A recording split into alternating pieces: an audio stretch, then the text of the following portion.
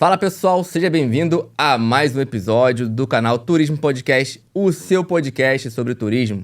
Hoje eu tô com um convidado super especial para tirar suas dúvidas aí, o doutor Bruno Dias, advogado especialista em direito digital. Seja muito bem-vindo, doutor Bruno.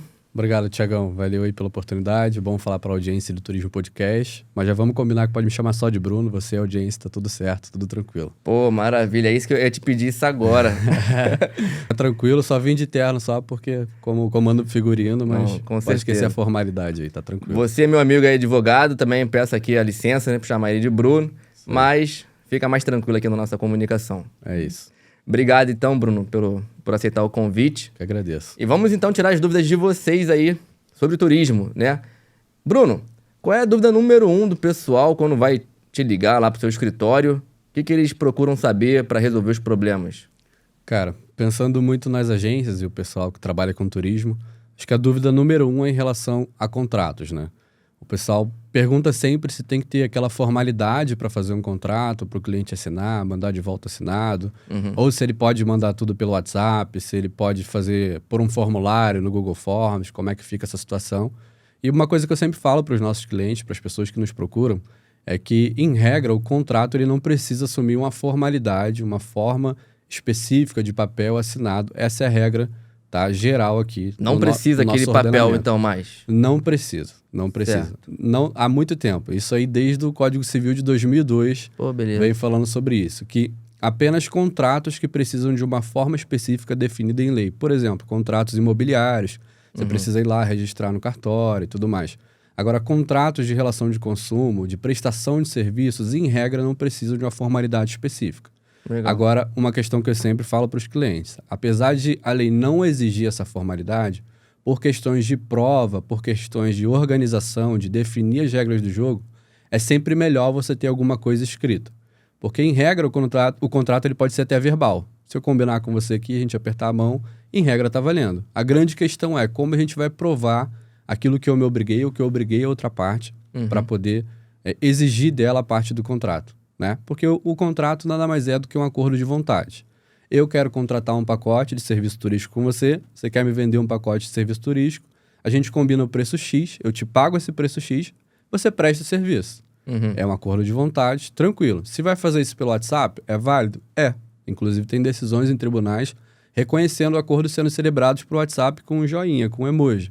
Mas por questões de prova, acaba ficando meio defasado, acaba ficando meio frágil essa situação. Então, porque... Desculpa te interromper. Não, vamos lá. Porque imagina que a maioria, acredito hoje, das agências, né, pequenas, vão fechar ali o acordo pelo WhatsApp, né? Eu acredito que seja assim a maioria que vai acontecer. E com relação à regra do jogo ali, como é que faz para... Se eu quisesse resolver a minha vida, né, pelo WhatsApp, tem como? Minhas regras são essa. Cara, é possível. Eu sempre falo que é possível. Porque, assim, a minha visão como advogado, tá? Tem muito colega que pensa diferente. Eu penso em não inviabilizar o negócio do cara, daquela agência, daquele prestador. Eu tenho que ajudar ele da forma que ele sabe trabalhar e tentar mudando algumas coisas pontuais. É porque a comunicação hoje é pelo WhatsApp, né? É isso aí. As pessoas não vão mais lá no local e tal. Sim. Só que, assim, pela legislação, pelo Código de Defesa do Consumidor, o fornecedor, o prestador de serviço, ele tem um dever muito importante que é o dever de informação. E não é só qualquer informação que ele deve prestar. A lei fala que é informação adequada e clara. Então, ele tem que comunicar para aquele consumidor, para aquele cliente, exatamente aquilo que ele está contratando, exatamente aquilo que está naquele pacote, o prazo, condição, o preço. E ele tem que anuir com aquelas condições para poder fazer o pagamento em relação às regras do jogo. O contrato é o documento onde você vai colocar as regras do jogo. Precisa ser uma coisa engessada, um papel para o cliente imprimir e assinar? Não necessariamente. A grande questão de você fazer tudo pelo WhatsApp é a organização daquele prestador, daquela empresa, daquela agência, em pegar aquelas informações, separar, deixar registrado dizendo que ele anuiu. Só que também, por outro lado, hoje no judiciário, há muito um questionamento se print de WhatsApp serve como prova. Então, você imagina que aquele prestador, aquela agência, está fazendo tudo pelo WhatsApp, mesmo separando os prints. Quando essa situação é questionada no judiciário, o juiz invalida aquelas provas, não considera como válido. Então, vê como pode ser um pouco complicado. Embora não necessite de uma forma específica para celebrar aquele contrato, para resolver aquela situação, pode ser verbal, pode ser um aperto de mão, mas se alguma coisa vier a ser questionada, pode prejudicar a agência. Por quê? o juiz pode não considerar aquela prova válida. Um print, mesmo que ele tenha o original ali ainda no celular, será que também? Geralmente os processos hoje são eletrônicos, né? Então a gente dá um jeito de juntar essas provas. Por exemplo, tem casos, por exemplo, que as pessoas já sobem um meio de prova, eles levam num cartório para poder atestar a veracidade daqueles prints, daquelas informações. Pode ser válido, mas pensa no trabalho que vai ser. Sim. Né? Então, às vezes é mais jogo, a pessoa tem um regulamento específico, com as regras do jogo definidas para aquela excursão, para aquela viagem, né? Colher uma assinatura eletrônica pode ser válido e ter isso arquivado, entendeu? Todas as informações sendo passadas ali no briefing, alguma coisa prévia para aquele cliente, né? Que seja um vídeo, não precisa ser uma coisa individualizada, mas as condições gerais daquela oferta ali, né? Para aquele consumidor, para aquele cliente, é uma coisa importante de deixar bem claro. Então, assim, vamos resumir, ver se eu entendi, né? O WhatsApp, a pessoa corre um alto risco, se definir as regras do jogo ali, de não ser válido aquilo ali. Corre esse risco. Né? Corre esse risco. Embora não precise da formalidade, ela corre esse risco por não poder ser considerado como prova se alguma coisa vier a ser questionado ali. Entendi. Entendeu? Um e-mail, por exemplo, já muda de figura? Como é que... Cara, todas as provas digitais, vamos pensar assim, WhatsApp, e-mail ou qualquer outro mensageiro, aplicativo mensageiro que você utilizar, um Facebook, a gente acaba correndo esses riscos hoje porque, cara, a gente está numa era exponencial de inteligência artificial. Certo. Cara, hoje tem aplicativos que você pode ali simplesmente fraudar alguma imagem. Eu posso pegar o teu rosto aqui e botar na cena de um crime e parece perfeito. Então, os juízes já começaram a considerar isso. Entendi. Que as pessoas podem forjar provas. Então, isso começa a ser muito questionado. Mas aí depende também de onde vai cair esse processo, né? Quem vai analisar esse caso, quem é o juiz que vai analisar. É uma coisa que não é pacificado hoje em dia. Então, como eu disse, se a agência, essa empresa, está utilizando o WhatsApp para fechar o negócio, pagamento, tudo por ali, é válido? É válido. A grande questão é se isso vier a ser questionado. Então, às vezes, vale um investimento maior em segurança, em organizar essa situação toda, né? Ter esses contratos um pouco mais organizados, coisas um pouco mais definidas, porque é um investimento que ele vai fazer agora, mas que vai evitar uma dor de cabeça maior lá na frente. Então, Entende? assim, se a gente for pensar na questão eletrônica, tipo, a pessoa não quer fazer o papel, que é o antigão lá, o físico, a pessoa tem que assinar, né? Se ela quiser ir pro eletrônico, qual seria a solução?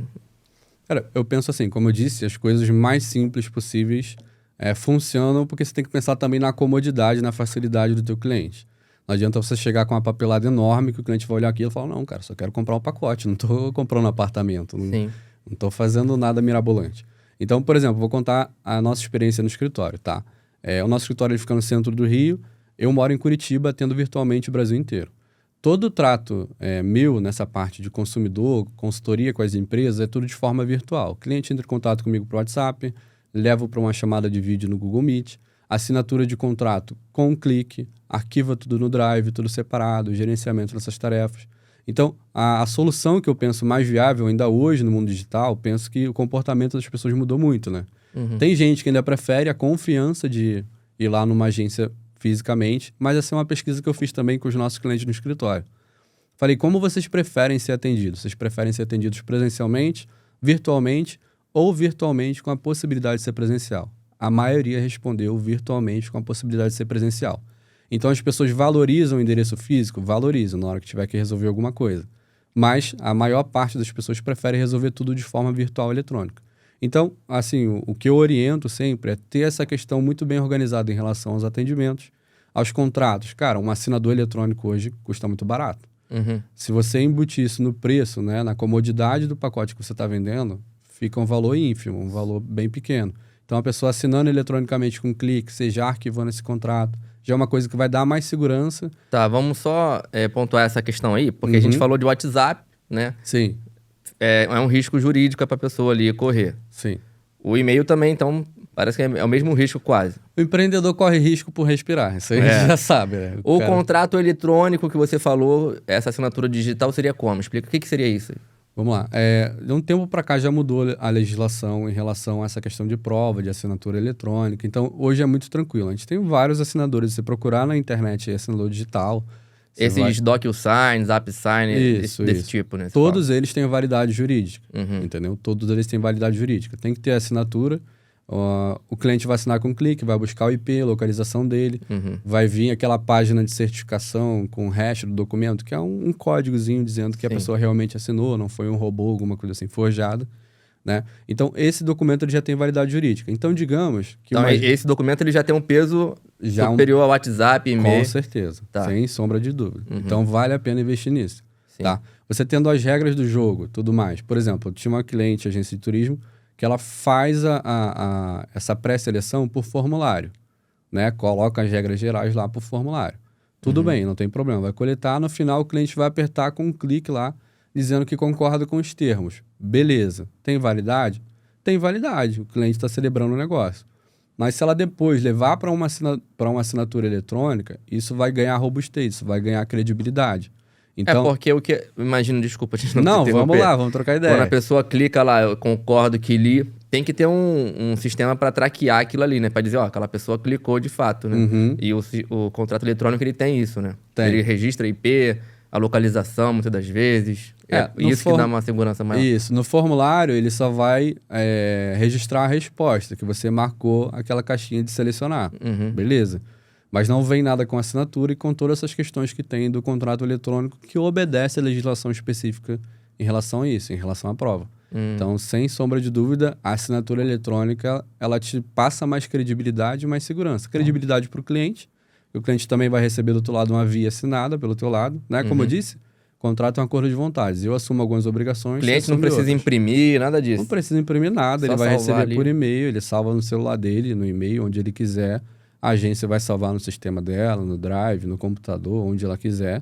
E vai estar ali o contrato assinado pelo cliente, anuindo a todas as condições que a agência estabeleceu, que a empresa estabeleceu. Então, sem sombra de dúvidas, isso é muito melhor. Então, essa é assim, a primeira pergunta que a galera faz em relação a como organizar isso tudo. Não sei se ficou claro. Se não ficou claro, pergunta aí, cara. Não, acho que eu entendi, né? Eu acredito assim, pensando em quem está assistindo a gente.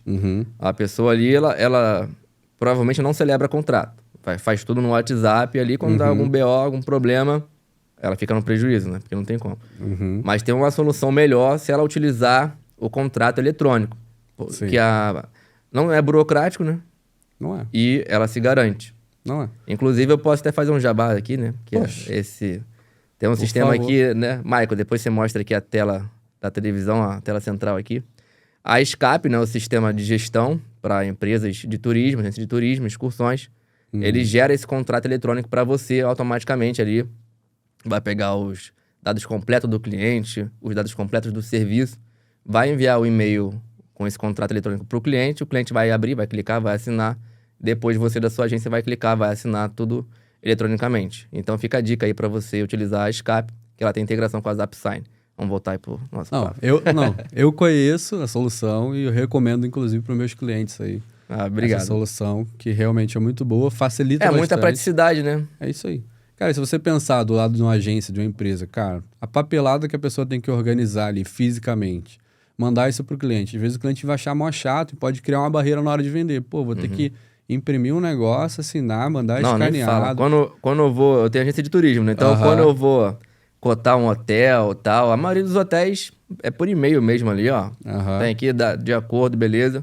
Quando o cara me manda um PDF lá com 5, 6 páginas, me pede pra eu imprimir, pra assinar, escanear e devolver, eu falei, tu desiste, tu procura outro hotel, não tem como. Dá não. Chato. Hoje em dia, pelo amor de Deus, aí se você trabalha aí na hotelaria, nos fornecedores, muda aí pro eletrônico pra facilitar a vida de todo mundo. É isso, cara. Porque você tem que pensar também no teu cliente, cara. O que teu cliente quer. Eu fiz isso, pesquisei na minha empresa, no meu escritório. Falei, cara, o que vocês preferem? Você tem que perguntar ao teu cliente. Se o teu público, de repente, é um público diferente, que prefere o mundo físico, beleza, você tem que atender a necessidade do teu cliente.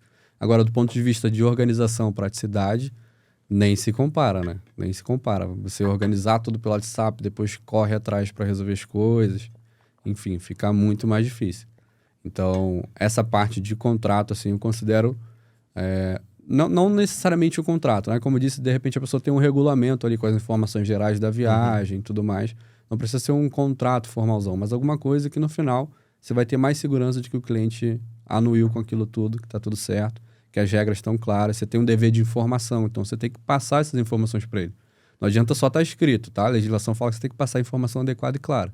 Então, cara, ó, as regras do jogo são essas. A gente vai fazer a viagem aqui, tal dia, volta tal dia. São esses os percursos. Você pode alterar conforme a disponibilidade. Isso pode mudar e tal. Então, isso é sempre bom estar claro para o cliente na ponta. Isso que você está falando aí, já... Beleza, a gente abordou a parte ali de como fazer o contrato, né? Se vai ser físico, se vai ser WhatsApp e e-mail, a gente já viu que não é uma boa, vai pro eletrônico, que é prático, é seguro, já vai automaticamente pro cliente, ele, enfim, assina lá, depois você assina. Agora, com relação ao contrato, ao conteúdo ali, é uma boa pessoa pegar um contrato da internet, de um concorrente. O advogado até arrepia só de ouvir isso. O que você recomenda pro pessoal aí? Vamos lá. Vou te fazer uma pergunta, tá? Você confiaria... Você tá com, digamos, Deus livre e guarde, você tá com um problema cardíaco, você precisa fazer uma cirurgia no coração. Você faria isso com um pintor? Jamais. Ninguém faria, né? Você procuraria o melhor cirurgião possível dentro das suas possibilidades. O contrato, ele é um instrumento jurídico. Não faz sentido você pegar um instrumento jurídico e querer fazer com o fulaninho estagiário do primeiro ano da faculdade, ou você pegar um modelo da internet. Por quê? Se ele é um instrumento jurídico, a pessoa habilitada para fazer isso é um profissional da área jurídica, é um advogado. Tá? Então, esse é o primeiro ponto. Então, a galera fala, mas eu vi um modelo aqui e tudo mais.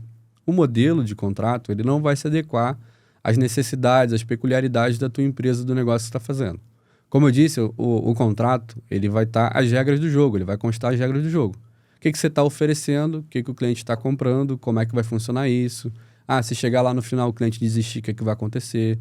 Se o cliente teve algum problema durante a viagem, ele reclamou. Se o cliente não pagou, como é que eu cobro isso. Então, o contrato, o regulamento, ele vai vir com aquelas regras. São várias regras que você vai... Você, tipo, se eu vou te contratar, eu consigo ali, você me ajudar a montar esse contrato junto, né? Você vai me perguntar o que eu faço. É isso aí. Porque qual é a ideia? O contrato, ele é um acordo de vontade. Só que o contrato, apesar de ele não ter uma forma exigida por lei, ele tem que obedecer à legislação. Então, por exemplo, o Código de Defesa do Consumidor, ele coloca lá cláusulas que são nulas de pleno direito. É um palavrão jurídico para dizer o seguinte: se essa cláusula aqui tiver no contrato, é como se ela nem existisse. Certo. Então, por exemplo... Multa de 100%. Isso aí... isso aí não existe. Isso aí está expresso lá no artigo 51 do Código de Defesa do Consumidor. Se você colocar uma multa que vai subtrair do consumidor a possibilidade de pegar de volta o dinheiro pelo serviço que ele pagou na sua integralidade, é abusivo. É como se essa cláusula nem existisse. Aí o que acontece? O consumidor vai lá, questiona esse contrato no judiciário, o juiz vai rebaixar essa cláusula penal, que a gente chama. Cláusula penal é uma multa que você coloca no contrato, que é lícita, é justa, porque assim, você fez toda a sua logística, se organizou todo para vender aquele pacote. Certo. O cara comprou, mas ele quer desistir. Você já teve custos para organizar a vaga daquela pessoa ali. Já comprou aéreo, já pagou hotel. Isso aí. Você já fez tua vida para levar aquela pessoa. Certo. Só que a pessoa quer cancelar o contrato. Ela quer rescindir, ela quer acabar com aquele contrato unilateralmente. Aí existe a cláusula penal, que é essa multa, que você vai reter parte do valor. Só que reter a integralidade do valor do contrato não existe. Por quê? Porque você não prestou o serviço. Certo. Né? Lembra que é um acordo de vontades? Eu pago, você empresta o serviço. Se eu não prestei o serviço, como é que eu vou querer o dinheiro todo de volta? Então, isso é abusivo. Tá? Aí, geralmente, quando a pessoa questiona isso no judiciário, o juiz vai lá e reduz o percentual dessa cláusula penal para 30%, 20%, 30% é o mais comum. Tá? Mas aí vai depender de toda a tua organização que você fez também. Então, vê como o contrato também interfere na parte econômica da empresa. Porque o cara, quando vai vender o pacote, quando ele vai vender aquela viagem, ele tem que considerar o risco de uma pessoa desistir. Considerando o risco de uma pessoa desistir, quanto eu tenho que gastar para essa viagem, pelo menos eu sair no 0 a 0. Prevendo os possíveis cancelamentos prevendo uma possível ações judiciais também, né? Não, nem ação judicial, mas se o cara quiser desistir, sabe? Então, qual o patamar aqui, qual o razoável de cláusula penal, de percentual que eu posso reter, prevendo já esses custos. Tá? Então, o cara também tem que pensar nisso. Então, essa questão de reter 100%, é uma cláusula nula. É como se ela não existisse no contrato. O razoável que você...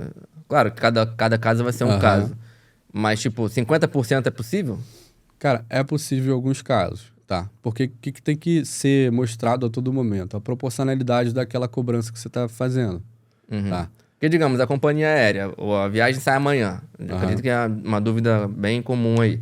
A viagem sai amanhã, um aéreo aí, internacional, anda por cima. A pessoa hoje passou mal, né? Acontece, qualquer um, e não vai poder embarcar. A companhia aérea simplesmente, ela vai ficar no prejuízo, não vai te reembolsar. A agência de turismo, ela vai intermediar uma série de prestadores, né? De fornecedores. E aí entra numa outra questão que a gente pode falar mais para frente, que é a tal da solidariedade entre os prestadores, né? Essa cláusula penal, o fornecedor ele não vai recuperar, digamos, o prejuízo. Por isso que eu falei que ele deve contar com esse possível prejuízo. Tá? Porque ele não pode reter 100%. E se ele retém um patamar muito alto, esse valor de cláusula, isso ser questionado do judiciário, o juiz vai reduzir essa multa por ele achar que é desproporcional. Porque pensa, a legislação é de proteção e defesa do consumidor, não é de proteção e defesa do empresário. Certo. Tá? Então a legislação está toda a favor do consumidor, da parte contratante e da agência. Então a companhia aérea, por exemplo, ela diz que vai reter 100% do valor da passagem. Se o consumidor quiser questionar isso judicialmente, frente à companhia aérea, ele consegue questionar isso. Tá? Essa retenção de 100%. No caso da agência sendo a intermediadora e o cliente processando a agência consegue subir isso aí, processar a companhia? Essa é a grande questão, porque aí entra na questão da solidariedade. Deixa eu só explicar isso aqui em termos gerais, né? Que são várias palavras jurídicas, termos técnicos, mas que na real é simples de entender. O que o Código de Defesa do Consumidor fez para proteger o consumidor? Pensando num serviço de agenciamento, de agência de viagem. Tá? Você contrata uma agência de viagem que vai te vender um pacote aéreo, vai te vender hospedagem, vai te vender transfer, mais alguma coisa ali. Tá? Então, a agência de viagem está intermediando 3 prestadores aqui nesse meio. Quando acontece algum problema, a lei diz que os fornecedores respondem solidariamente, ou seja, respondem todo mundo junto, independente da existência de culpa. A legislação não quer saber se a agência que teve culpa, se a companhia aérea que teve culpa, se o hotel que teve culpa. Ela coloca todo mundo no bolo, por quê? Quando o consumidor vai reclamar, o consumidor vai reclamar com o hotel vai falar, não, é a agência. A agência fala, não, é a companhia aérea. A companhia aérea, não, é não sei quem. E o consumidor fica perdido, já viu o meme do Homem-Aranha ali que fica um apontando pro outro? Então, o que a lei fez para proteger esse consumidor? Ela colocou todo mundo no bolo, a responsabilidade deles todo mundo junto, e responde todo mundo junto. Depois, se quiser aferir a culpa de quem teve culpa, enfim, os prestadores que se resolvam numa ação de regresso. Ou seja, depois que resolver o consumidor, você vai lá e resolve com o prestador em relação àquele prejuízo. Então, no geral, todos respondem juntos. Tá? Há algumas exceções que acontecem, tá? Pela própria lei. Quando acontece um problema por culpa exclusiva do consumidor, quando o fornecedor ele prova que não teve defeito nenhum, não teve problema nenhum, tá? Ou por culpa de terceiro. Tá? Essas são as 3 excludentes que tem na lei. A culpa do consumidor, assim, só para ter um exemplo, o que seria isso? Digamos o consumidor que se atrasou para pegar o voo. Sim. Ele perdeu o voo e aí perdeu toda a cadeia de serviço que estava ali envolvida naquela situação. Então justifica ali ele arcar com prejuízo. Justifica ele arcar com prejuízo ou simplesmente não ter prestação de serviço. Abandono de viagem, por exemplo. Foi culpa exclusiva do consumidor. Entendeu? Ou não existiu o defeito. O consumidor está com alguma queixa, com alguma dificuldade, mas não teve defeito. Por exemplo, vou te dar um exemplo agora. Eu tenho alguns clientes, tá, que fazem pacote de viagem para Israel. Cara, Israel está em guerra. Tá em guerra. Já eles estão com viagem programada para fevereiro, para novembro do ano que vem. Mas com o rumor da guerra, com todo esse burburinho, alguns clientes quiseram cancelar o contrato. Houve algum descumprimento por parte da agência? Não. O contrato ainda está válido, a prestação do serviço vai ser em fevereiro, o cara quer desistir, ele quer cancelar o contrato. Em regra, se for pela letra da lei, ele que está dando causa ao cancelamento desse contrato. E ele vai arcar com a multa em caso de cancelamento desse contrato. Bruno, mas está tendo guerra. Mas ainda não está inviabilizada a prestação do serviço. Porque a viagem é só daqui a 3, 4 meses. Então, em regra, não houve nenhum descumprimento. Então, se esse consumidor quiser reclamar, mas me cobrou multa, né? É uma coisa que pode ser levada para o judiciário, pode ser questionado e simplesmente ser provado que não houve nenhum descumprimento contratual. Tranquilo. Então, o consumidor ele pode dar causa. Apesar da lei proteger o consumidor às vezes pode agir em abuso de direito. Ele pode, às vezes, forjar alguma situação para ferrar. Tem gente assim, tá? Tem gente assim, Então, por culpa exclusiva do consumidor ou por fato de terceiro, tá? Aí existe uma discussão, tá? Não sei se vale a pena trazer aqui, mas só para esclarecer a galera, tá? Culpa de terceiro. Aí, às vezes, as agências vão questionar. Pô, mas foi a culpa exclusiva do hotel, é uma culpa de terceiro, mas o hotel está envolvido naquela parceria ali para aquele pacote. Ele seria um terceiro nesse caso? Muitos juízes entendem que não. Falam, não, eles integram o que a gente chama de cadeia de consumo, ou seja, ele está envolvido naquele negócio. Então, não pode excluir. Tá? Então, vocês todos juntos nesse bolo aí. Responde com o consumidor e depois, se vocês quiserem resolver entre si, vocês que resolvam. Então, existe essa situação. Agora, tem questões que estão sendo questionadas no judiciário e tribunais superiores, como o Superior Tribunal de Justiça, que é um tribunal que ele dá um entendimento maior e os tribunais estaduais têm que seguir. Então, o Tribunal do Rio tem que seguir, São Paulo tem que seguir. O STJ já tem decisões dizendo que em casos, por exemplo, de falha na prestação de serviço pela companhia aérea, a agência não responde, se for uma questão exclusivamente da companhia aérea. Tá? Agora, o grande problema é que, geralmente, nesse transporte aéreo está envolvido uma série de serviços que dependem disso. Então, as coisas não são assim, aconteceu isso, aconteceu isso, aquilo. Existem muitas discussões que acabam acontecendo. Mas, em regra, as agências respondem junto com todos os prestadores que estão envolvidos ali naquele agenciamento, naquela situação, naquele pacote que ela está vendendo. Ela responde solidariamente, então? Solidariamente. Perante o consumidor, ela responde solidariamente. No caso específico da companhia aérea, você pode repetir aí? É que hoje está sendo muito questionado em questão da companhia aérea. Por exemplo, a companhia aérea que cancelou o voo, a companhia aérea que atrasou o voo. Isso é levado para o judiciário porque o consumidor, quando vai reclamar judicialmente, ele coloca a agência e a companhia aérea. E existem já decisões reconhecendo que seria culpa exclusiva da companhia aérea e a agência não responderia. É boa, né? Tá? Porque Isso. a agência ela fica totalmente dependente da companhia aérea. A companhia aérea muda voo, o que ela pode fazer com relação? Exato. Então, isso está começando a ser mitigado, está começando a ser flexibilizado. Mas a única forma de mudar isso é do ponto de vista legislativo. É ter uma lei que vai mudar isso especificamente no Código de Defesa do Consumidor e colocar mais algumas regras para não responsabilizar. Porque assim, vamos pensar agora, Tiagão, do ponto de vista econômico, tá? Cenário das empresas no Brasil. A maior parte das empresas no Brasil são micro e pequenas empresas. Elas movimentam aí 90% das empresas. Essa é a realidade. Então, para as empresas muito grandes, a meu ver, faz sentido você responsabilizar. Porque todas elas têm grana para responder. Agora, um cliente meu, cara, uma agência pequena, o cara tá lutando, batalhando para vender os pacotes dele. Aconteceu uma situação de atraso de voo, ainda na época da pandemia, de devolução, ele só agenciou, ganhou uma taxa pequena aí. O consumidor, quando vai reclamar judicialmente, reclama dos dois. A condenação vem para os dois. Aí condena em 5 mil, 3 mil. Divide a condenação, ele vai pagar 2.500, 3 mil reais na condenação. Isso para um cara pequeno, para o consumidor, para vir uma despesa assim do nada, para uma agência, é pesado, né? Então, por isso que as agências também devem considerar essa situação, até de ter um apoio jurídico. Aí puxando sardinha pro meu lado aqui, pros meus colegas, né? O juiz lá, na hora, ele não considera essa discrepância, não? De uma... cobrar, por exemplo, 2 mil de uma agênciazinha que ganhou 300 e cobrar 2 mil da companhia aérea lá, que é a Gol da vida, que o preço lá em cima. Dificilmente. Dificilmente, porque, como eu disse, é a legislação de proteção e defesa do consumidor.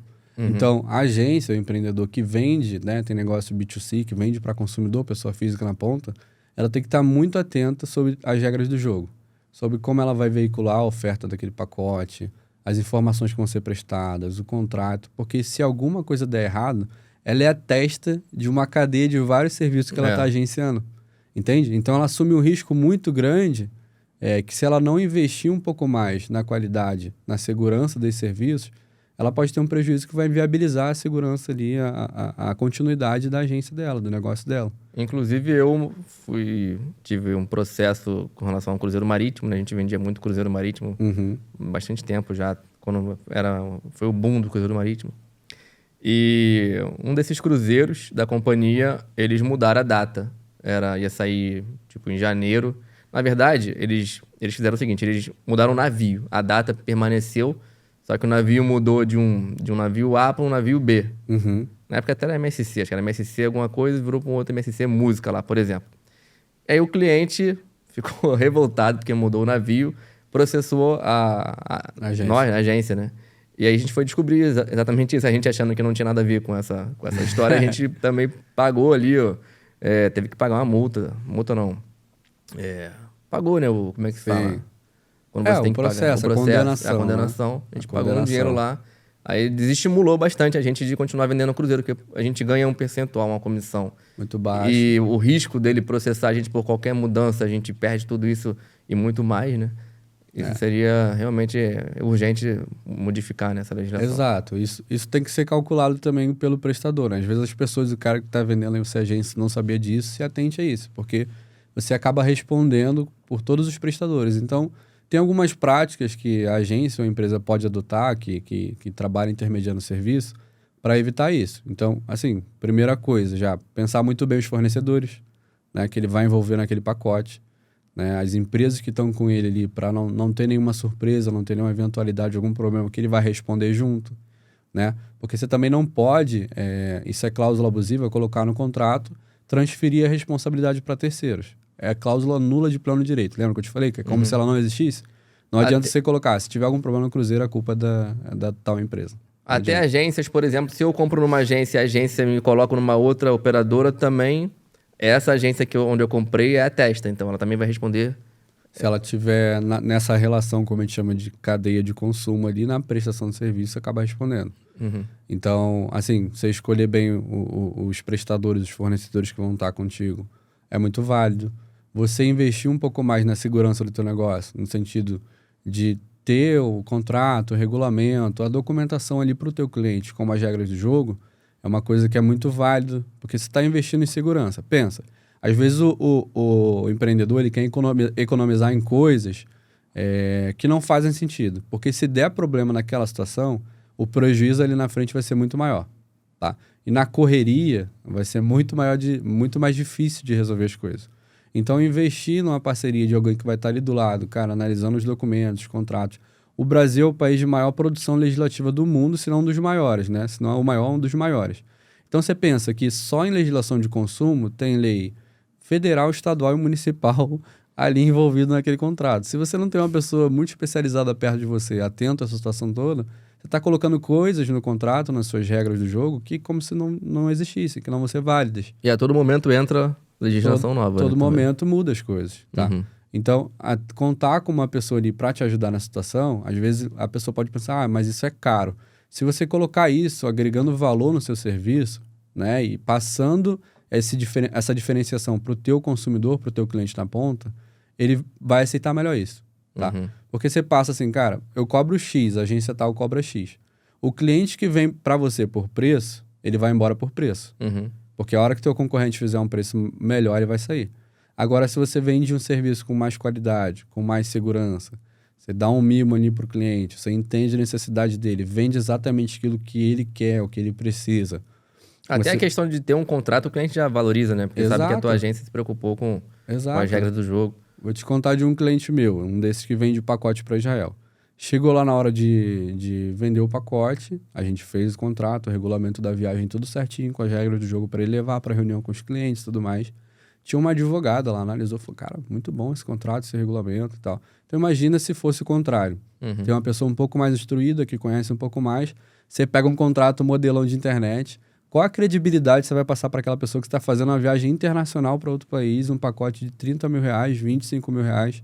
Qual a credibilidade você vai passar para aquele cliente? De que, cara, pode confiar na minha agência que aqui a gente trabalha certo, sabe?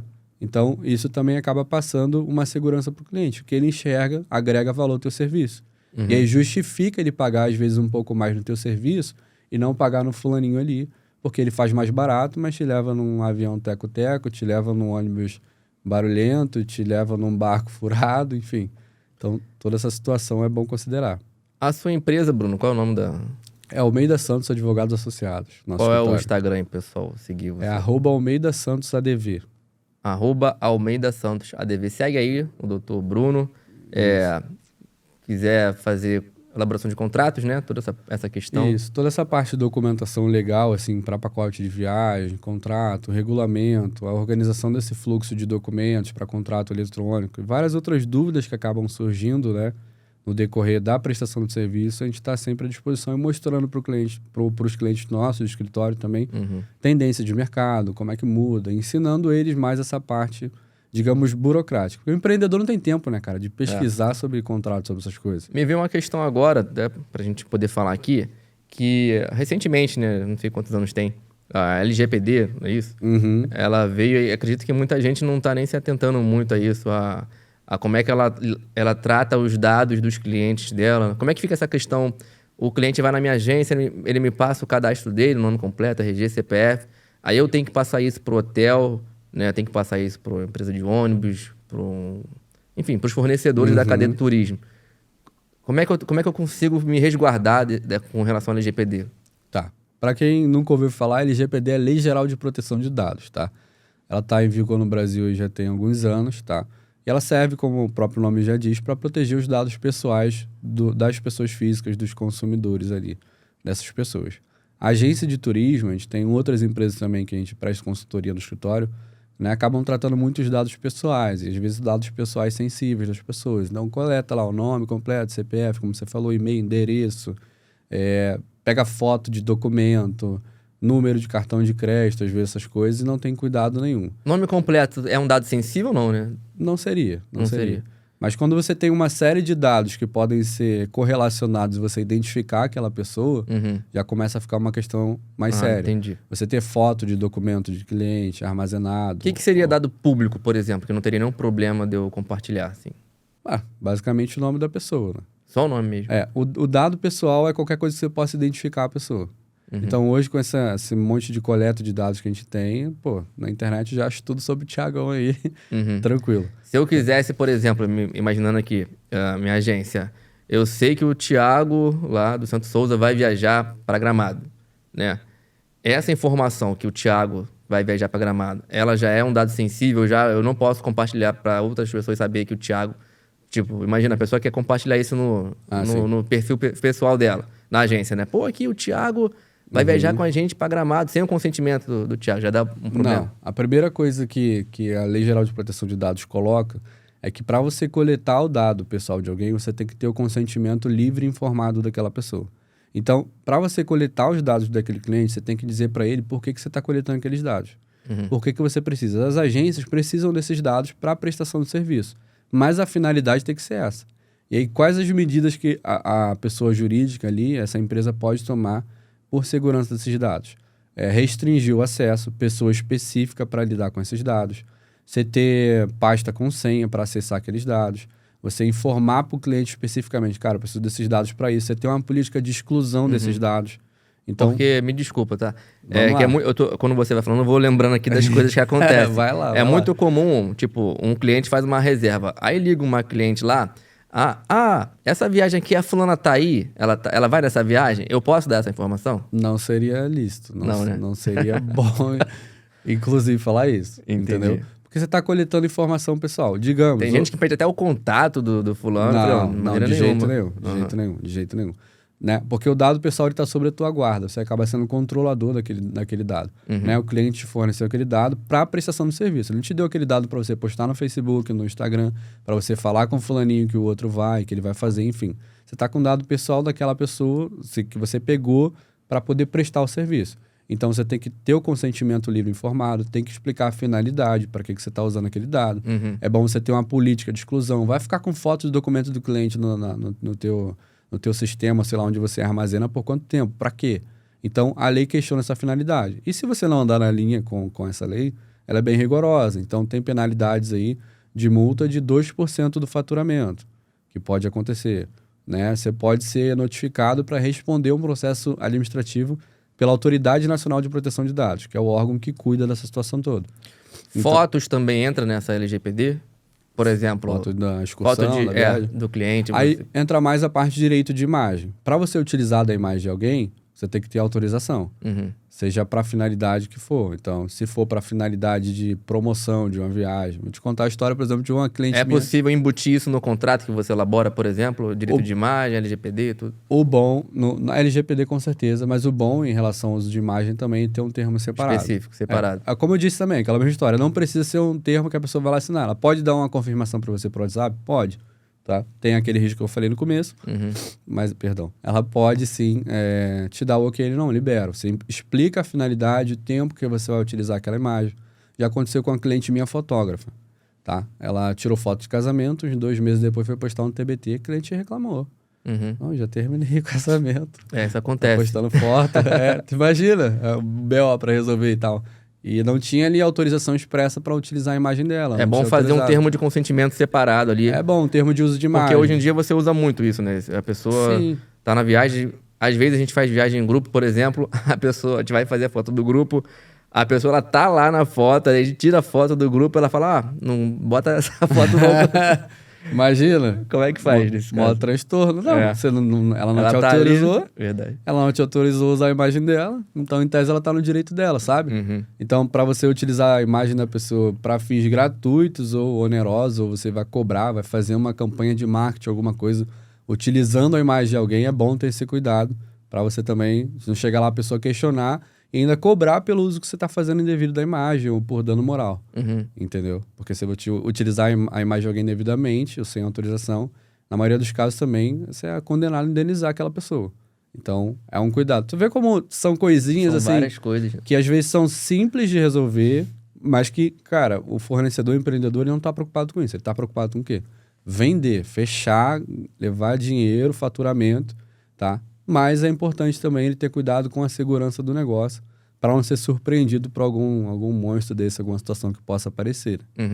Então, essa questão de LGPD, né? Voltando para esse assunto. Vamos voltar. Na parte do... Se deixar, eu vou saindo aqui, Thiagão, vai. Não, eu que te enviesei por esse caminho também. Aí. Se deixar, perdão.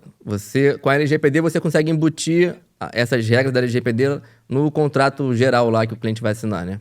É bom você ter algumas cláusulas, mas a depender do uso que você vai fazer, é bom ter um cuidado maior com a política de privacidade, né? Com um regramento específico daqueles dados pessoais. No entendeu? site também tem que ter lá. É bom, entendeu? Ter a informação lá no site de como você utiliza os dados, como você coleta, quem tem acesso, quanto tempo vai ser excluído aquele dado e tudo mais. Eu sei que pode ser uma questão muito burocrática, mas tem que ter muito cuidado, porque hoje em dia, cara, a gente vive aí uma era dos hackers, né? Então, pô, se eu pegar teus dados pessoais, uma foto do documento teu, eu faço uma devassa na tua vida e ninguém vai saber o que aconteceu. Né? E se, por exemplo, a Lei Geral de Proteção de Dados, ela também está relacionada à relação de consumo, né? Então, o consumidor que teve o dado pessoal vazado, acontece muito isso. No escritório, a gente também representa pessoas físicas, né? Então, chega cliente lá, cara, tô sendo cobrado por uma dívida que eu nunca vi, nunca tive relação contratual com esse banco. Vazamento de dados. Vazaram os dados, fizeram contrato, fizeram dívida no nome daquela pessoa, ela nunca viu aquele contrato na vida, nunca teve relação com aquela instituição financeira, está sendo cobrado por isso. Então, hoje é muito comum, entendeu? Então, o cuidado com essa parte de proteção de dados aí é importante, porque também as penalidades, as coisas que podem acontecer se não tiver esse cuidado, pode ser bem ruim para a empresa economicamente, aí, no sentido de responder a esses danos, né? Principalmente porque o agenciador do turismo, ele vai pegar aqueles dados e vai passar para vários outros, né? Então, ele tem que ter um termo ali... Um controle. Sim, um controle o cliente saber de dados. Onde os dados dele estão sendo enviados. Né? E o compartilhamento também tem que ter consentimento, tá? O compartilhamento tem que ter a finalidade também. Posso chegar aqui, pô, Thiagão, tô com um cliente aqui que não sei o que, tal idade, tipo sanguíneo, não sei o que, toma a foto do documento dele, né? Isso não pode acontecer, pela lei. Eu sei que são coisas, às vezes, muito rigorosas, mas é como eu disse, para proteger o dado pessoal. Você também, nós somos pessoas físicas, consumidores, né? Contratando nos outros tipos de serviço, de produto. Então, imagina, um dia desse eu fui num prédio e a pessoa queria tirar foto do meu documento. Eu falei, de jeito nenhum. Como é que você vai tirar foto do meu documento para entrar no prédio? Não, tem que tirar aqui frente e verso. Falei, de modo algum. Deixa eu entrar no prédio, mas não vou te dar. Sei lá o que você vai fazer com a foto do meu documento. Você pode fazer qualquer coisa com a foto do meu documento aí, forjar uma assinatura, abrir alguma conta, fazer alguma coisa. Então as pessoas às vezes não se atentam nisso, né? Mas hoje... Pedir foto do cartão de crédito também. Pô, pelo amor de Deus, isso aí, sabe? A pessoa física que ainda faz isso, que entrega a foto do cartão de crédito. Até aconteceu semana passada, um fornecedor me pediu para botar o cartão PJ, tirar foto frente e verso, assinar. Falei, pô, tá louco, me manda um link aí de pagamento. Pois é, cara, uma coisa tão fácil hoje em dia, né? Mas antigamente era muito comum, né? Você usava fax, você conseguia passar lá para escanear o cartão, meu Deus. Pois é, antigamente imagina. Fazia muito. O Cruzeiro fazia muito isso. Imagina, o cara faz com o teu cartão ali, você vai fazer uma devassa ali e já era. Bruno, quais medidas práticas você pode orientar o pessoal que está assistindo para se prevenir, né, nessas questões todas que a gente está abordando aqui?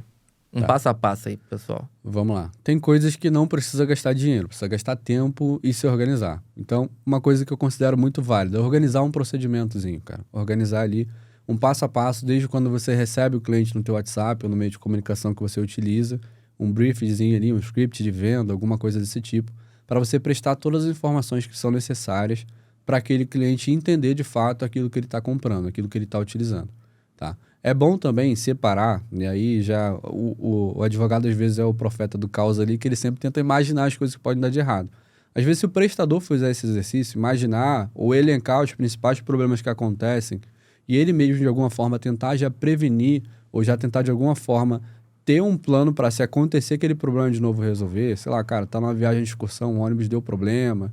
Alguma coisa que possa acontecer de ruim ali, que possa dar errado na prestação de serviço, e ele já prevenir como vai resolver isso. São coisas que ele pode fazer internamente. Então, essa questão de passar informações, de prevenir os problemas, de já separar as competências, definir quem vai resolver o que dentro da empresa, tá? Quem vai fazer o quê. É válido contratar um seguro, por exemplo, viagem? Pô, melhor coisa, você viajar com seguro viagem ali para o cliente, incluir isso no pacote, claro, tá? Você não pode condicionar a venda do pacote à contratação do seguro, isso é venda casada. Uhum. Mas se você vender e mostrar para o cliente a importância disso, botar isso no teu pacote, no preço do pacote, é excelente.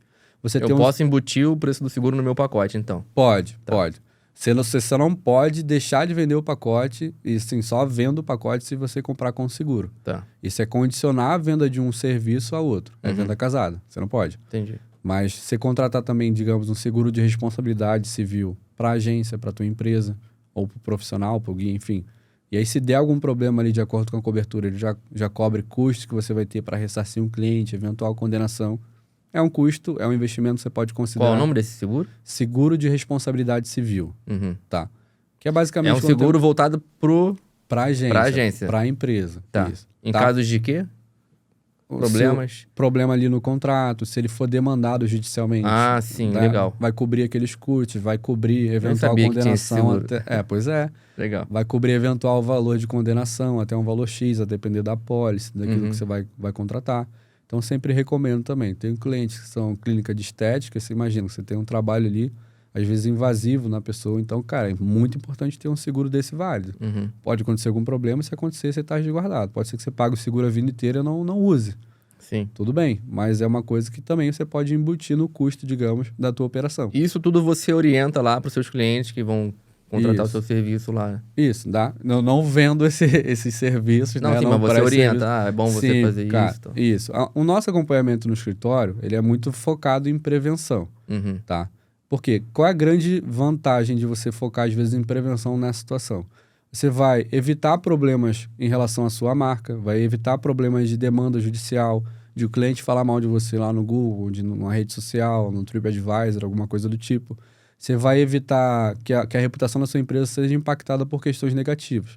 Você vai economizar dinheiro, porque você vai economizar dinheiro com eventual custo de processo judicial. O processo judicial é caro, custa emocionalmente, custa economicamente, custa tudo, de tempo, enfim. Então, você economiza isso também.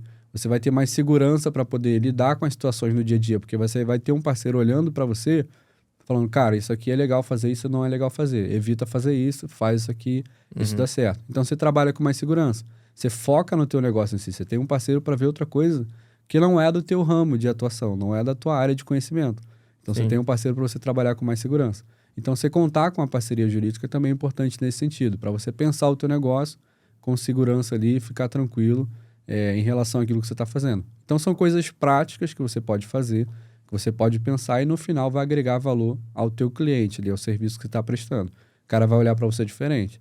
Tem uma coisa, Thiagão, se deixar aqui eu vou falando e a gente vai embora, né?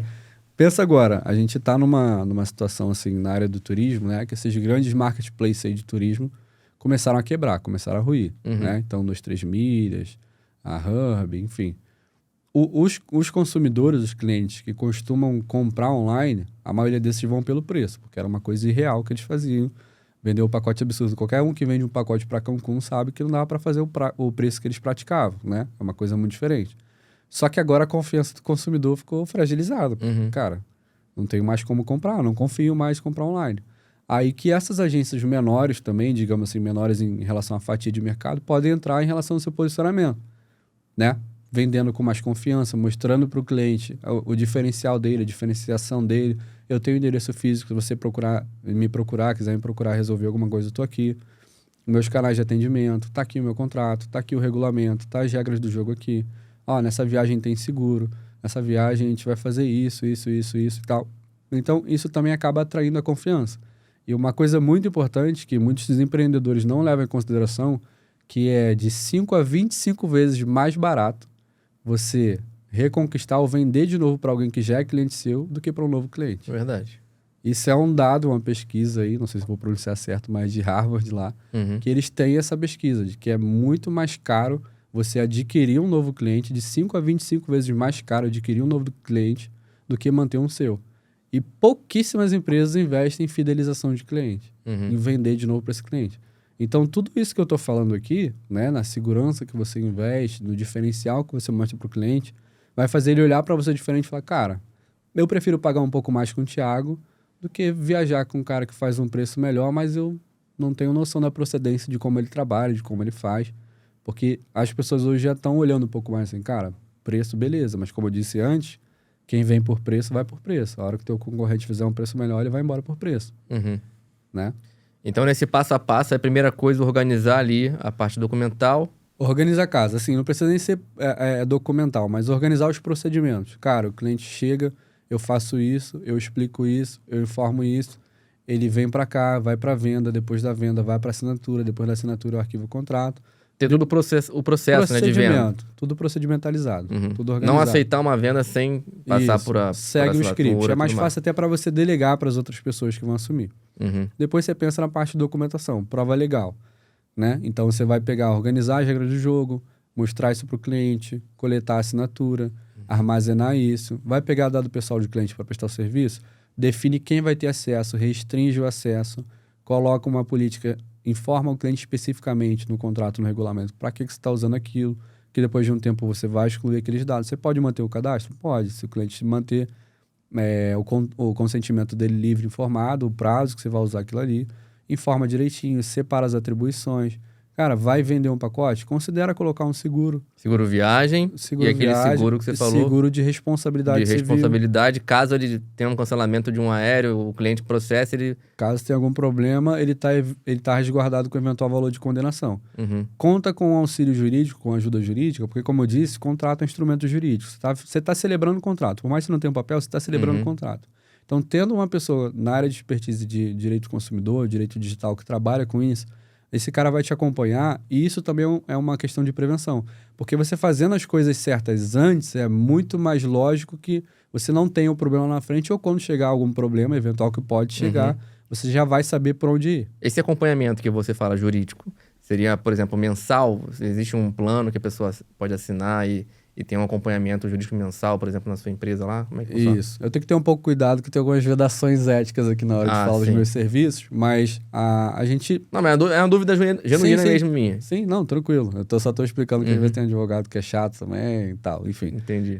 Na hora que você procura uma ajuda para regularizar essa parte, a gente vai entender primeiro se você precisa de uma ajuda pontual ou se vale a pena, se faz sentido você contar com acompanhamento da gente. Recorrente ali. Recorrente. Certo. Porque às vezes você só vai precisar de alguma coisa pontual, um serviço pontual, elaborar um contrato específico, elaborar um pacote específico. Teve cliente que procurou a gente, cara, quero fazer uma documentação para uma viagem X, que é uma viagem importante, internacional. Preciso fazer o contrato, o regulamento de viagem, organizar essa parte. Faz pra gente? Claro. Vendemos esse serviço, fazemos esse serviço pontual. Agora o cliente, não, Bruno, quero contar com o acompanhamento de vocês, a gente tem um volume grande de consumidores, pessoas físicas, a gente quer organizar essa atuação, quer deixar a nossa atuação lisa, assim, sem um problema, organizar toda a nossa prática para poder fazer isso, a gente faz um acompanhamento mensal, ali organizando essa parte. A gente vai adequar as práticas comerciais que ele tem para entender se na hora de vender o serviço, na hora de ofertar o serviço, ele está fazendo de uma forma correta ou não, se tem alguma coisa que pode prejudicar ele, né? Em relação a contrato, regulamentos, se tem cláusula abusiva, como ele deve prestar informação para o cliente, se tiver algum problema, como ele deve agir, se o cliente for inadimplente, como ele deve cobrar. É uma assessoria jurídica ali, É isso aí. Mais presente, né? Mais presente, com reuniões periódicas, mensais, para a gente entender, colocar objetivos, né? Porque, assim, a ajuda jurídica não é só para essa parte, digamos, chata de documentação. Digamos que você quer lançar um produto novo, você quer lançar um pacote novo, você quer... Cara, eu quero vender um pacote aqui, Bruno, eu quero fazer essa oferta aqui de serviço e tal. Tá certo isso? Como é que a gente pode fazer isso aqui sem incorrer nenhuma penalidade? Porque, por exemplo, oferta de serviço. Você oferta um serviço, você fica vinculado àquela oferta. É o que o Código de Defesa do Consumidor explica. Então, digamos que eu vendi um pacote por X. Chega o cliente e eu falo, não é mais X, é tanto. Mudou agora o preço, mudei as condições aqui no meio da oferta. O cliente, não, mas eu tenho aqui a foto. O Código de Defesa do Consumidor diz que você fica vinculado com aquela oferta. E o consumidor ele pode exigir a prestação daquele serviço. Olha que loucura. Então, às vezes, o cara não sabe disso. Loucura mesmo. Às vezes, o cara não sabe disso, vende lá, não coloca... A não ser que tenha um prazo lá, né? Que ele tem que colocar isso que eu ia falar. É importante colocar um prazo, colocar as condições, sujeito à disponibilidade. Se você coloca essas informações, aí já muda. Entendi. Vê como uma frase, uma palavra pode mudar tudo aquilo que você está vendendo. Então, essa atuação mais próxima é justamente para ver isso, para acompanhar esse empreendedor, para ele focar no negócio. Cara, eu vou focar no negócio, tem o Bruno aqui, a galera dele aqui olhando isso aqui para mim, a gente vai conversar, a gente vai adequar e a gente segue trabalhando nisso. E como eu disse, a ideia é sempre agregar, é sempre valorizar, não é inviabilizar o negócio, botar um monte de regra chata. Cara, tu não pode fazer isso, não pode fazer aquilo, não. Mas, geralmente a pessoa tem que tomar um pau primeiro para depois procurar advogado, né, Bruno? Tem isso. A galera... A prevenção, né, é uma coisa muito automática nossa. Qual a grande questão que eu falo também para as pessoas que procuram a gente? Às vezes não é nem só a prevenção, é você agregar valor ao teu serviço, tá? É você se diferenciar. Ah, Bruno, mas todo mundo faz assim, todo mundo vai, faz o documento, pega no modelo da internet. Se você quer ser igual a todo mundo vai por esse caminho. Às vezes é duro falar isso, mas, cara, segue. Se você quer isso aí. Se você quer se diferenciar, você tem que começar a pensar diferente da galera, tem que começar a ir por um caminho diferente. Então, você começa a agregar valor ao teu serviço. Claro. Então, a ideia é sempre essa, né? Quanto mais você souber a regra do jogo, mais confiante você fica, né? Para crescer a tua empresa e desbravar aí novos mercados. Quando você fica ali sem saber se é certo, se é errado, tu meio que você segura, tu não vai fazer todo o seu potencial. Exato. Tem pessoas que nem se ligam nisso, cara. Vão e vão, que vão. Deixa quando dá. Chega lá na frente, surge um pepino, problema, aí o cara busca desesperado alguém pra resolver, pega qualquer fulaninho pra ajudar ele, aí o prejuízo é maior. Por isso que eu digo que tem um acompanhamento já desde antes, assim, você estruturando tudo, a questão, pra você crescer organizado, né? É uma coisa bem melhor de se fazer para você não ser surpreendido lá na frente. Não, legal. Eu tenho uma dúvida aqui que eu tenho que tirar com você, até Vamos lá. A dúvida feita pela minha mãe, a Rosane. Vou cobrar não, fica tranquilo. É uma dúvida frequente lá. O que acontece, né? Você vai prestar um serviço e aí na hora você vai conhecer o cliente, né? Imagina uma viagem em grupo, por exemplo, e aí aquele cliente dá um trabalhão na viagem. Ele pinta e borda lá. Já teve cliente nosso que ia pro restaurante, deixava a comanda escondida e saía fora. Nossa. Então, assim, ele gera um constrangimento, gera um problema pra agência. Eu posso, tipo, não vendo mais pra essa pessoa. Como é que eu faço com relação a isso? Tem saída? Essa é uma excelente pergunta, velho. Excelente pergunta. Foi uma pergunta de uma cliente minha, agência, me fez esses dias. Mesma coisa aconteceu. Levou um casal, uma cliente, ela tava tocando terror na excursão, reclamando de tudo, botava defeito em tudo, a viagem foi horrível para ela, todo mundo gostou, todo mundo tava errado, só ela tava certa, né? Tem esse tipo de pessoa. E ela me perguntou exatamente isso: Bruno, posso deixar de vender para ela? Tá? Pela regra, não. Você não pode deixar de vender para o consumidor se você faz uma oferta pública ali e ele quer comprar o teu serviço. Nesse caso específico, o cara cometeu um monte de ilegalidade, o consumidor também pode cometer abuso de direito. Tá? Ele não é que a lei vai passar pano para tudo que ele faz, ele pode cometer abuso de direito.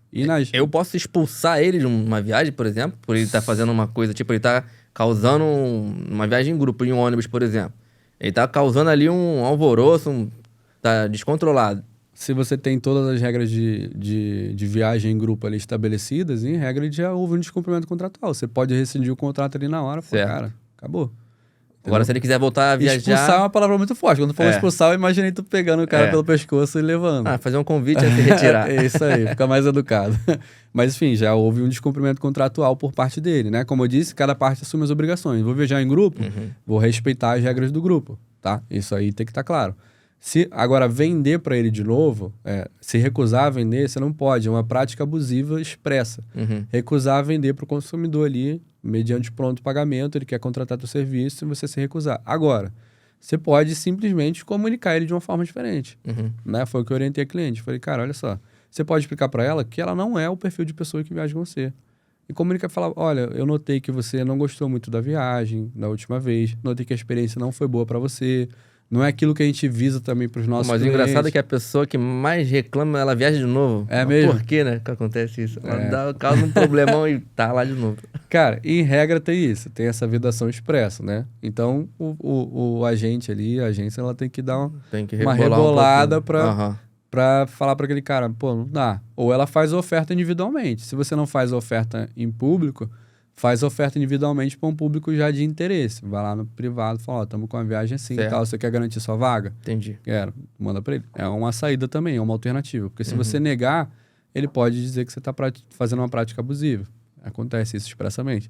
Entendi. Mas foi exatamente a dúvida da minha cliente. Não, legal. Porque, assim, o passageiro, quando ele vai numa companhia aérea viajar num avião, a comissária, ela pode tirar ele do avião se ele estiver causando um problema, né?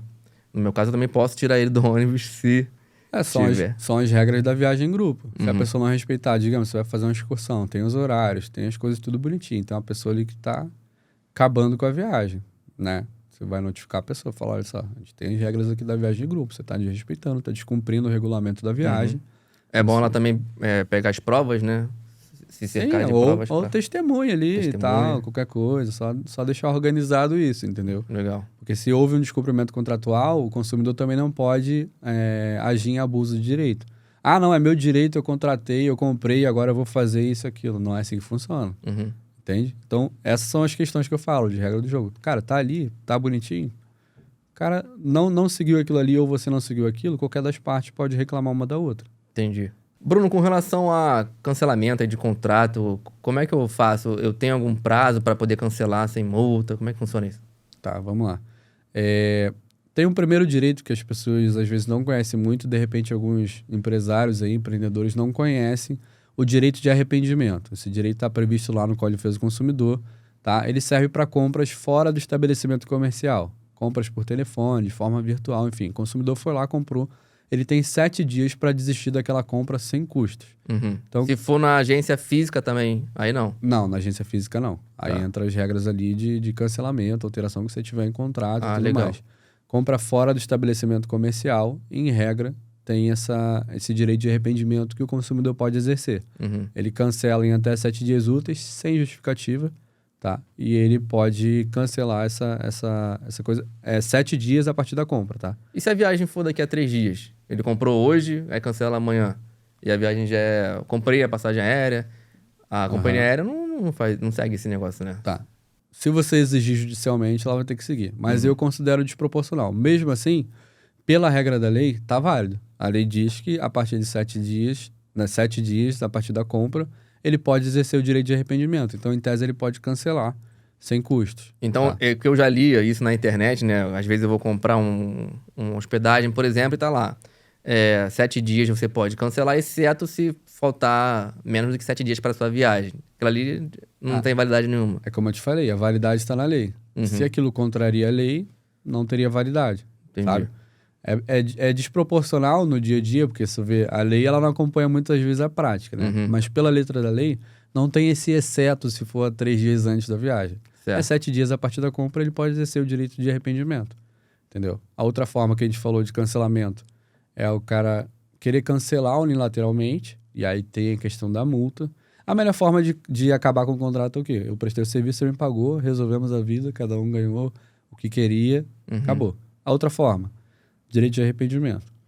Outra forma é a rescisão unilateral ou resilição unilateral, que é a pessoa que quer desistir do contrato ou você mesmo quer desistir. Vai ter multa proporcional, pode ter para os dois lados, né?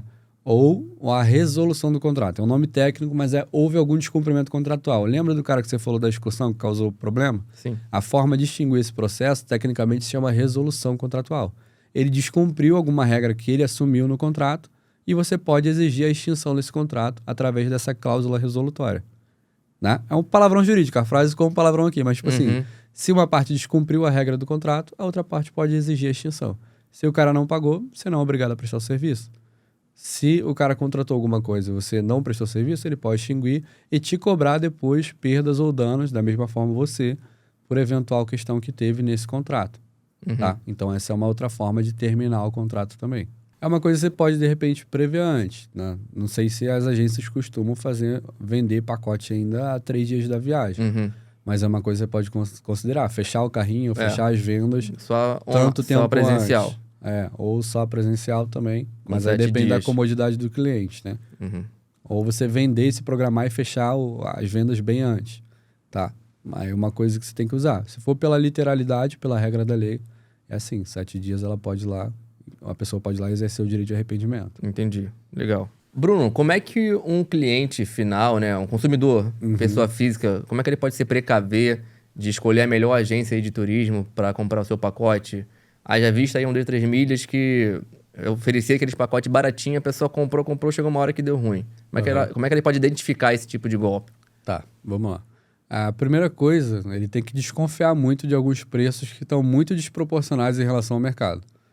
Cara, tem uma agência que está cobrando 2x por esse pacote, tem outra que está cobrando meio x. Opa, será que é válido? Pesquisa aquela empresa, pesquisa no Google, avaliação no Google, pesquisa na TripAdvisor, vê se ela tem lá boas avaliações, experiências de outros clientes. Vê no site Reclame Aqui, tem um site Reclame Aqui muito bom. Vai lá, considera se tem alguma reclamação, ranking do site consumidor.gov.br. Procura aquela empresa, vê se acha aquela empresa. Instagram, vê relato de outros consumidores, é a prova social que a gente chama. Como é que tá isso? Tá legal? Tá bom? Não tá? Se tiver ruim, assim, já foge, tá? Certo. Considera se aquela empresa tem um cadastro certinho no cadastro, se ela tá organizada, né?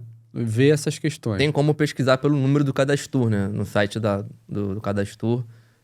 Site governamental, você entra lá, bota o cadastro e vai exibir lá como é que tá a situação. Isso. Geralmente no rodapé dos sites também vem lá o cadastro da empresa, você pode pegar aquele número e consultar, ver se é válido, se é isso mesmo ou não.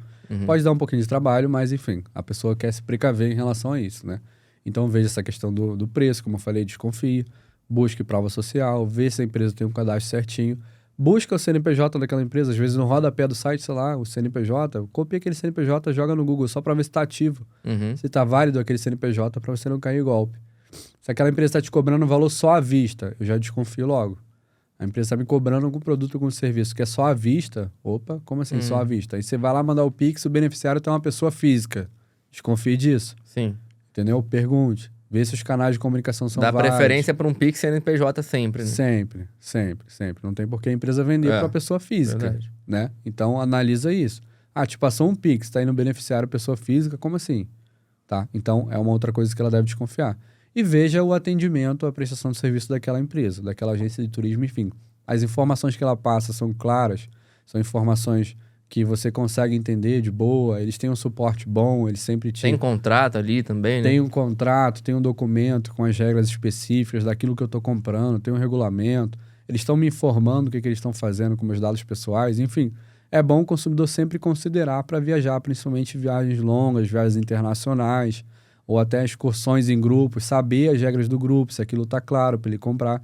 Enfim, são cuidados práticos que o consumidor pode tomar para identificar se é bom, se é válido comprar com aquela empresa ou não, para ele não cair num golpe aí, depois chorar aí, ficar mal, ter algum prejuízo em relação a isso. Então é isso, pessoal. Estamos chegando ao fim aqui do nosso podcast. Espero que você tenha aprendido bastante. Eu aprendi bastante aqui com o Dr. Bruno. Muito obrigado, Bruno, por comparecer aqui ao podcast, por essa aula aí que você deu pra gente. Espero trazer você mais vezes aqui para dar mais aulinhas pra gente aqui. Muito obrigado pela visita. Que bom, eu que agradeço aí, agradeço ao público também por ter me aturado, me ouvido aí bastante tempo, advogado falando assim que às vezes é chato, mas enfim, foi ótimo aí participar desse momento com você, conversar, e tô aberto aí, cara, próxima vez. Compartilha seu Instagram novamente com o pessoal. Vamos lá, me achar aí é bem fácil, tá? Vai lá no Instagram, bota @diasbrunodv, você que é consumidor, tem um perfil mais focado para consumidor. Para quem é empresa, eu tô com um perfil novo, @diasbrunob2c, tá? Só jogar lá no Instagram, me acha. Tem o link do meu WhatsApp lá, se precisar conversar comigo, só me chamar, a gente troca uma ideia, a gente conversa, marca uma reunião e tá tudo certo. Muito obrigado então, Bruno, pela presença. Obrigado você que ficou até o final assistindo o podcast. Nos vemos então no próximo episódio. Aquele abraço e até a próxima. Tchau, tchau. Valeu.